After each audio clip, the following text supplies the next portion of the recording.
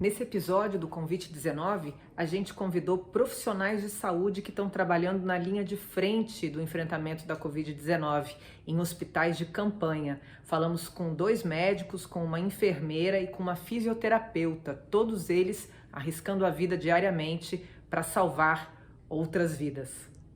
Aconteceu, e aí do dia para a noite o CTI mudou, a gente tinha que se paramentar totalmente diferente, a nossa rotina de serviço mudou muito, de uma forma negativa, né, que aí a gente começou a ter pacientes muito graves, e não sei, assim, não foi uma experiência inicial tão boa assim,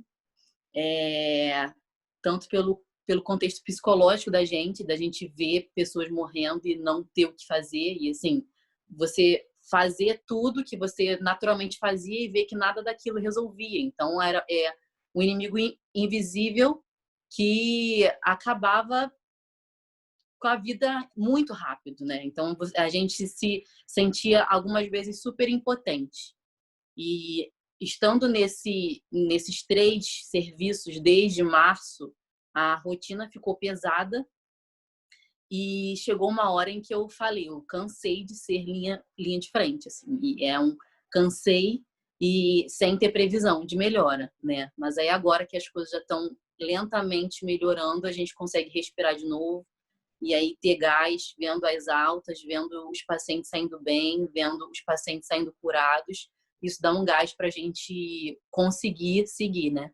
Exerço a enfermagem há 14 anos e, no momento, eu trabalho na UTI e num setor que foi criado que o nome é gripário, que a gente assiste pacientes que são vítimas do Covid e aí a gente pega desde o paciente leve ao paciente crítico.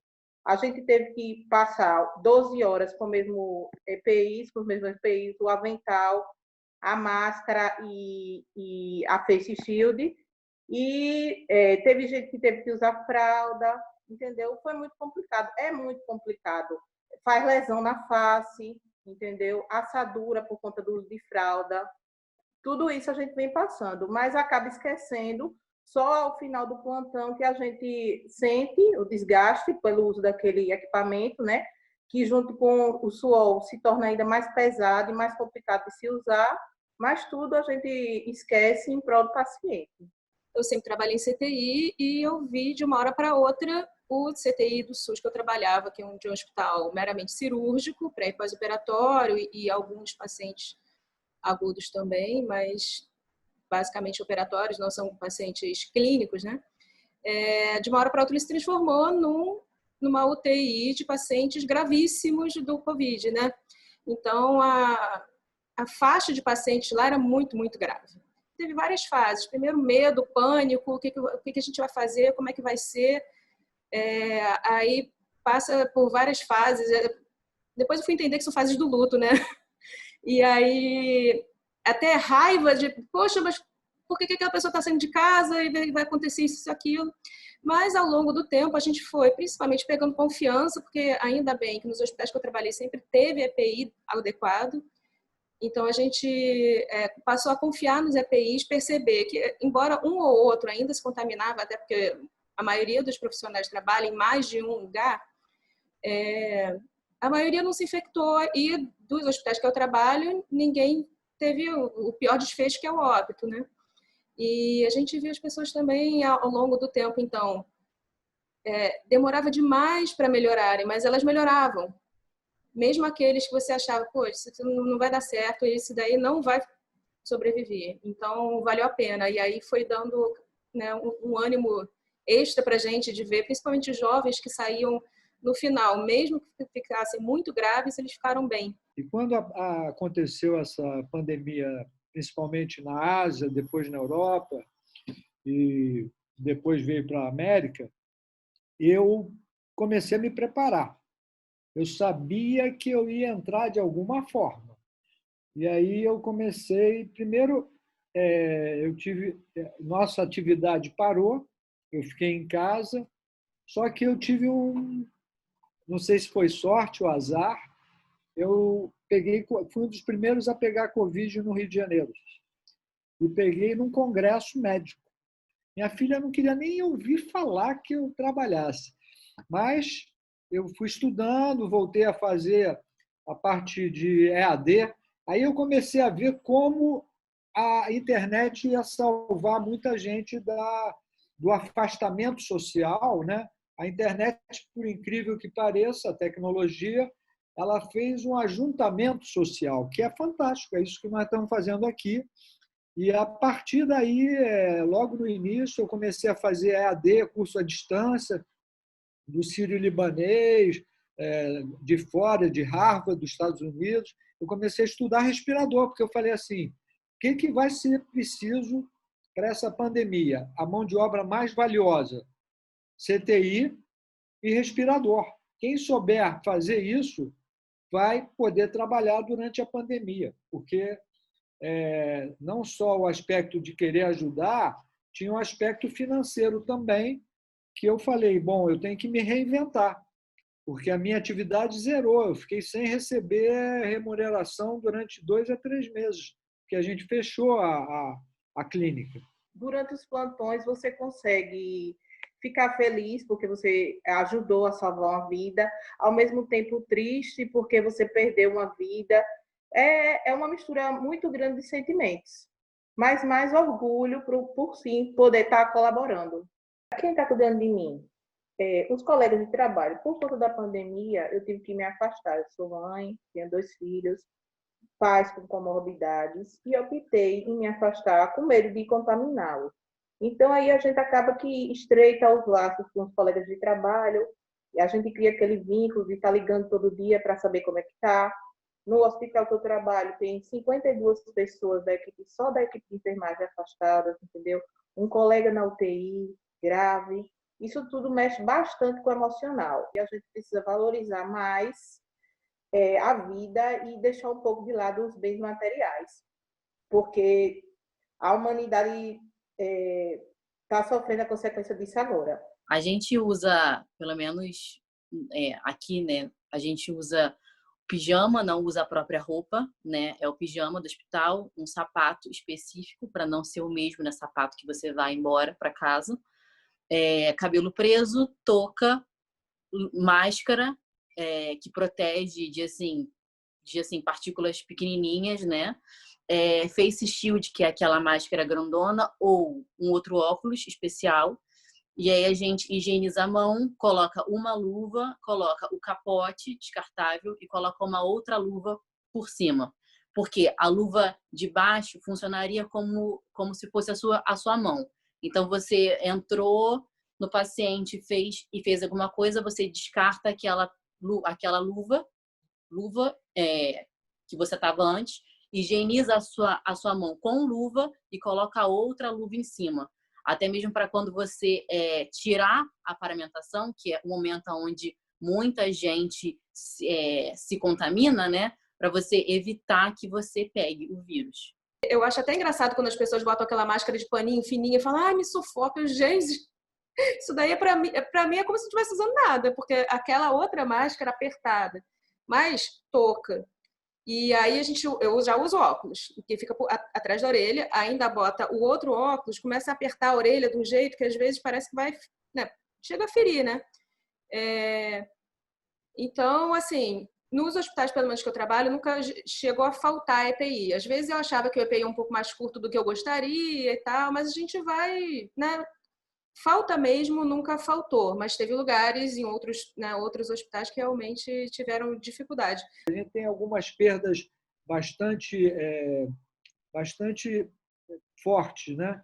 E amigos, colegas, médicos e outros que a gente se apega. Lá no hospital de campanha a gente se apega porque são pacientes que ficam com mais de 1 mês, então a gente vê os pacientes repetidamente nos plantões e a gente vai se apegando, né? Não existe uma medicação um padrão ouro de medicação para salvar o paciente do Covid. O que salva um paciente de Covid, a gente está falando não nos 80% que evolui bem, a gente está tem que se preocupar mais com a forma severa e grave, né? Que é o que a gente tem visto mais aqui, a Fernanda, a Kelly e a nossa colega lá de Sergipe também. São os pacientes mais graves. O que salva um paciente é a excelência do tratamento. Então, o que é a excelência do tratamento? Esse trabalho de equipe que está tendo aqui nessa webinar, que é uma boa supervisora de enfermagem, uma boa equipe médica, uma boa equipe de fisioterapia, de fonoaudióloga. Então, o que salva não é uma medicação, se é cloroquina, remdesivir, isso aí é um detalhe perto da conjuntura que salva o paciente, entendeu? Se a prática médica for boa, de excelência, esse paciente vai ter grande chance de sobreviver, independente dessa medicação que está se... vamos fazer cloroquina para todo mundo, vamos fazer ivermectina para todo mundo. Então, isso aí não tem nada comprovado que faz bem.